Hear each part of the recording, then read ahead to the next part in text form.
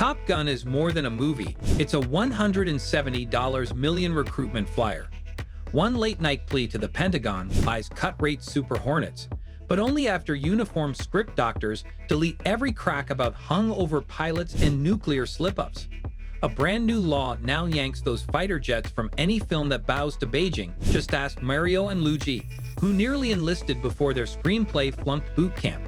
I don't know if infiltration is even the right word, the marriage between Hollywood and the Pentagon in terms of how our views are being manipulated through that relationship. And we are. So what does it cost to turn popcorn thrills into Pentagon propaganda? Thanks for the memories. Hollywood and the Pentagon have been swapping favors since 1927, when Wings borrowed real biplanes, won the first Best Picture Oscar, and kick-started the longest-running love story this side of the Mississippi. By World War II, the Army had its own movie department starring director Frank Capra, who turned war propaganda into Oscar bait with Prelude to War. Flash forward to 2025, and every branch of the military has its own entertainment liaison office, a fancy way of saying, we'll loan you a tank if we can rewrite your dialogue. The Army's Los Angeles squad, just 3 staffers armed with red pens, military rank, and a PDF of final draft. What started as sure, you can borrow a Jeep, has turned into take this aircraft carrier. 3 destroyers and 5,000 sailors, but lose that post-traumatic stress disorder joke. Conservative estimates say 1,800 films and shows were quietly co-written by Uncle Sam. Bolder counts, like in theaters of war, say it's over 2,500 including Iron Man, Transformers, and yes, even Cupcake Wars. This is no small cameo, it's script doctoring with sidearms. And while some stories got just a little polish, others had full scenes axed, jokes neutered, and entire villains replaced. One Marvel hero even lost a killer punchline just to stay in the Pentagon's good graces. Want to know which one? Oh, trust me you do. Script doctors in camouflage. Here's how the Pentagon's Hollywood makeover machine works. A producer emails the liaison office with a script and a hopeful wish list, 2 Abrams tanks, a battalion of Marines, and maybe a stealth bomber for dessert. In steps someone like Phil Strub, the military's own Roger Ebert with a red Sharpie, crossing out anything too real, no post-traumatic stress disorder, no friendly fire, and definitely no jokes about officers wetting the bed. Refuse the changes. Say goodbye to your sweet helicopter shots. Accept them, and you'll sign a production assistance agreement that feels like buying a used submarine from a guy who insists on rewriting your ending.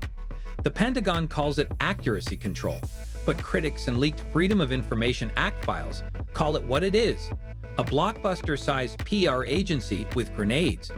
Transformers and Tomorrow Never Dies both lost scenes to this process, and in Iron Man, a spicy suicide joke got neutered into a generic walk-over hot coals line, all to keep the Army's vibes immaculate.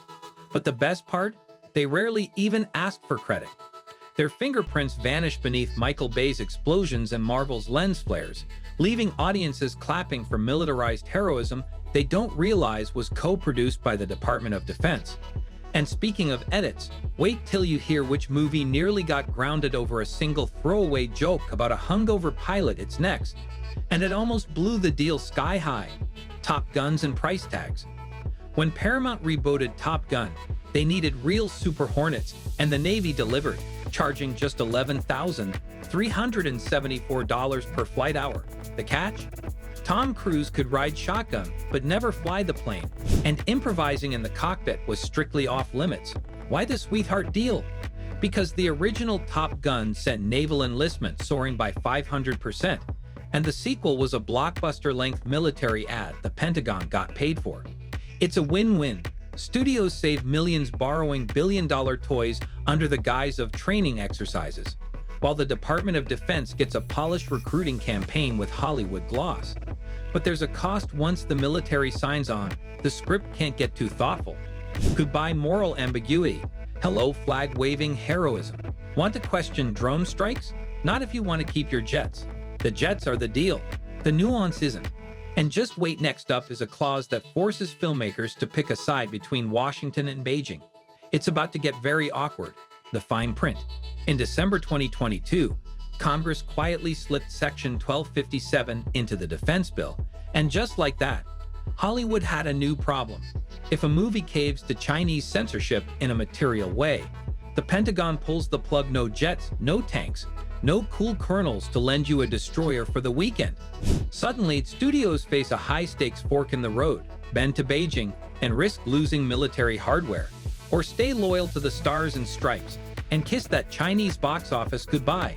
And yes, someone's definitely asked, can we digitally erase Taiwan and keep the aircraft carrier? Probably not. A new rulebook, Department of Defense Instruction 541016, now requires producers to swear they haven't bowed to foreign pressure or risk their film turning into an awkward table read with zero helicopters. Critics call it propaganda policing. Defenders say it keeps China's hands out of America's frame.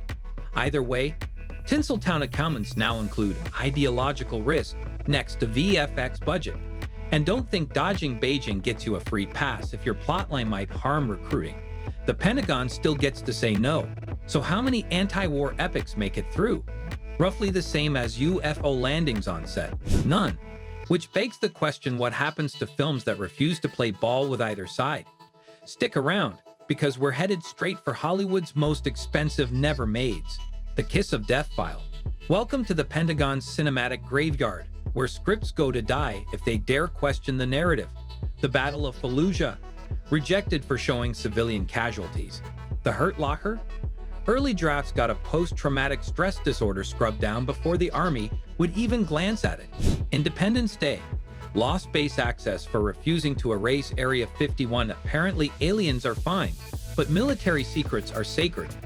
Freedom of Information files reveal dozens more, from arms dealing exposes to plots with gasped military screw-ups. Once the Department of Defense goes to, budgets explode, insurers freak, and investors vanish faster than an F-22 on radar. Indie studios? Out of luck. Some directors go rogue. Jarhead used British help. Apocalypse Now built its own army, but that costs more than a Marvel finale, so most cave. And what we get is a steady stream of missile porn and war stories with all the ethics of a video game. It's not just branding, it's shaping how we think about real wars. And the enlistment stats? Oh, they are watching too. Mission accomplished. Recruitment, ratings, and reality. Yes, the strategy works, and it works like a Hollywood charm. After the original Top Gun, Navy aviation applications soared faster than a Tomcat off a carrier deck, and early 2024 hints at a sequel-fueled repeat. Over in the Army camp, they're cozying up to daytime TV, polishing their image on the Kelly Clarkson show like it's part of the recruitment toolkit. Studies out of Georgia State reveal that Pentagon-polished films make audiences see U.S. military action as up to 20% more justified than in neutral portrayals. Propaganda with popcorn. The Department of Defense insists it's about accuracy and security, but behind closed doors, recruiters cheer the PR boost. So yes, the box office and the barracks both benefit. But does it sharpen public debate? Not exactly. Still, don't cue the funeral music just yet. Some storytellers are dodging the dogma, threading critique into spectacle. And that leads us to the big finale. Can a film challenge the system, thrill the audience, and still end with a thunderous jet-fueled crescendo? Buckle up, the credits are about to roll. Conclusion. Hollywood craved cool jets. The Pentagon wanted good PR, so they struck a deal. And scripts got shaped in exchange for billion-dollar toys. The catch? Invisible strings pulled stories into patriotic formation, quietly rewriting cinema. For years, audiences got the boom without the backlash. But as Freedom of Information Act docs leak and new laws force transparency, the curtain's lifting. Filmmakers now face a choice: keep the access or keep it real. So next time a hero salutes in slow-mo, listen past the soundtrack. You might just catch the whisper of a government added. Truth, it turns out, is the boldest plot twist of all. Roll credits. If you liked uncovering Hollywood's best-kept secret, smash that like button like it's a Top Gun afterburner. Hit subscribe for more behind-the-scenes bombshells, because truth shouldn't need a Pentagon sign-off. And drop a comment. Would you trade creative control for a free stealth bomber cameo?